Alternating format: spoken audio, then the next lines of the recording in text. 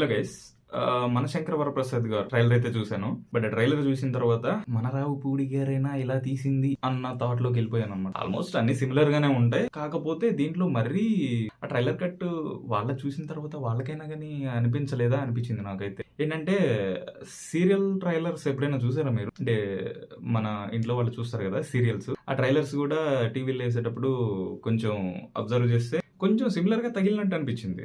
ఏంట్రా సీరియల్ ఏమైనా తీస్తున్నారా, లేకపోతే అందరూ ఫ్యామిలీ ఆడియన్సే కదా, సీరియల్ తీసేస్తే ఎవరు వదలరు, పండగకి అందరూ హాల్లోనే ఉంటారు అని చెప్పేసి ఏమన్నా ట్రై చేస్తున్నాడో ఏమో మనకు తెలియదు. బట్ ఆ ట్రైలర్ కట్ చూసిన తర్వాత అయితే నాకు అదే రియాక్షన్. ఆ కలర్ గ్రేడింగ్ కానీ ఆ కెమెరా యాంగిల్స్ కానీ మొత్తం అలాగే ఉంది.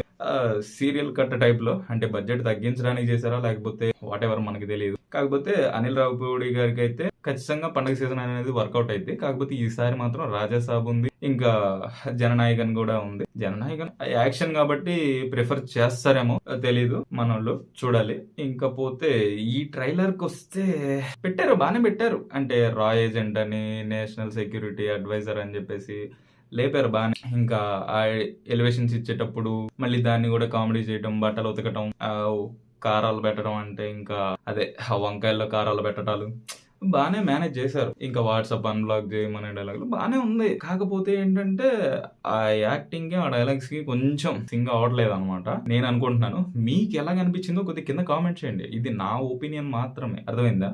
అలా అని చెప్పేసి నన్ను తిట్టుకోమహండే బాస్ ఫ్యాన్స్ అందరూ ఏం వద్దు. ఎందుకంటే మీరు ట్రైలర్ చూడండి, చూసిన తర్వాత మీ రియాక్షన్ ఏంటో కింద కామెంట్ చేయండి. నాకు అనిపించింది నేనేం చెప్తున్నాను. ఎందుకంటే ట్రైలర్ కట్ కూడా ఎగ్జాక్ట్ సీరియల్ కట్ ఉండేది, సీరియల్ ట్రైలర్ కట్ ఉండేది కదా, కట్ చేశారు అనమాట. ఆ కలర్ గ్రేడింగ్ కానీ లేకపోతే ఆ కెమెరా యాంగిల్స్ కానీ మొత్తం అలాగే ఉంది. లాస్ట్ లో చెప్పే డైలాగ్ అయితే అదే, అత్తగారి తరపు వాళ్ళని ఇబ్బంది పెడుతుంటే ఆ కిక్కే వేరే అని చెప్తారు చూసా. అది కూడా కొంచెం ఎబ్బెట్టుగా అనిపించింది నాకు. అంత కామెడీ గేమ్ కాదు.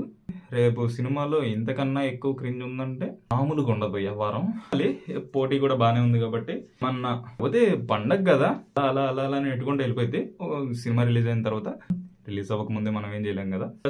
స్టోరీ విషయానికి వెళ్తే నాకు తెలిసి ట్రైలర్ లో ఉన్నదాన్ని బట్టి మన శంకర వరప్రసాద్ గారు ఆల్రెడీ రిటైర్డ్ అయిపోయి ఇంటికాడ వంట చేసుకుంటూ ఉంటాడు అనమాట. అదే అలా ఉంటుంటే ఇంకా మన వాళ్ళకి ఒక కేసు వచ్చింది. ఆ కేసు ఎవరయ్యా సాల్వ్ చేసేదంటే మన బాస్ కనబడతాడు, అదే శంకర వరప్రసాద్ గారు. ఇంకా అతన్ని తీసుకెళ్లి, ఇంకా అప్పటికే వాళ్ళ భార్యకి ఏదానికి బీభత్సమైన గొడవలు ఉంటాయి, లేకపోతే ఎక్స్ అయి ఉండొచ్చు, విడిపోయి సపరేట్ గా ఉంటుండొచ్చు. తీసుకెళ్లి మళ్ళీ వాళ్ళకి మెర్జి చేసేసి, అదే వాళ్ళ హీరోయిన్ దగ్గర పెట్టేసి వాళ్ళ ఇంట్లోనే ఉండేటట్టు చేస్తారు. అక్కడ కామెడీ క్రియేట్ చేసేసి అలా పెడతారేమో అనుకుంటున్నాను. చూడాలి. నాకు అనిపించింది అది ట్రైలర్ చూసాక.